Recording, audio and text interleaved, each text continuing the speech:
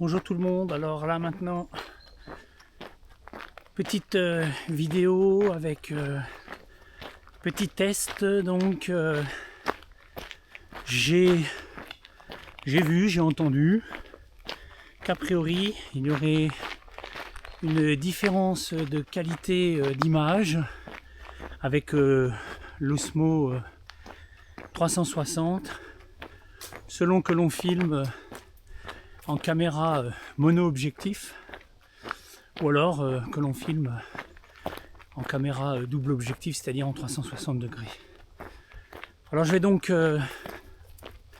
faire un petit essai et puis vous me direz dans les commentaires si vous trouvez qu'il y a effectivement une différence entre les prises de vue lorsque elles sont faites à 360 degrés et donc les prises de vue lorsqu'elles sont en monocaméra. Donc là pour celle-ci, je filme donc en 360 degrés. Alors toujours exposition, enfin réglage automatique. Il y a juste l'exposition que je mets à moins 0,3. Pour le reste, c'est la caméra qui s'occupe et qui fait ce qu'il faut. Alors pourquoi moins 0,3? C'est juste parce que effectivement ces caméras DJI effectivement surexposent un tout petit peu.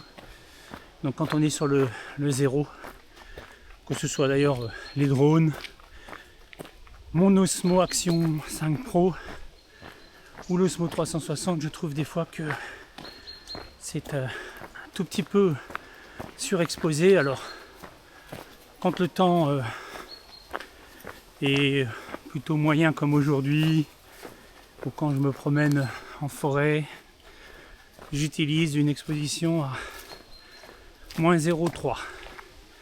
Quand il y a beaucoup plus de soleil, que je suis en plein soleil, je passe en général à moins 0,7, parfois à moins 1, mais à utiliser parcimonieusement. Bon voilà, donc là maintenant je vais passer en mode caméra unique. Voilà, donc là je suis passé en mode mono-objectif, hein. Donc pour l'instant la caméra filme avec un objectif et puis si j'appuie sur le bouton là, je passe de l'autre côté sur l'autre objectif. Alors ils sont censés être les mêmes hein, d'après ce que j'ai compris.